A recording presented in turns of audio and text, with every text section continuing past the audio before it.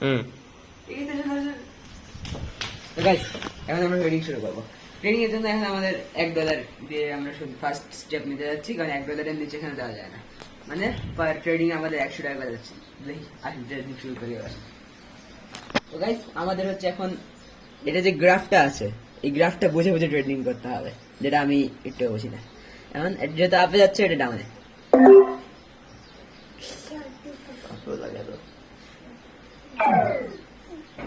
দেখো সমস্যা নেই, একটা লস খেলে কিছু হয় না।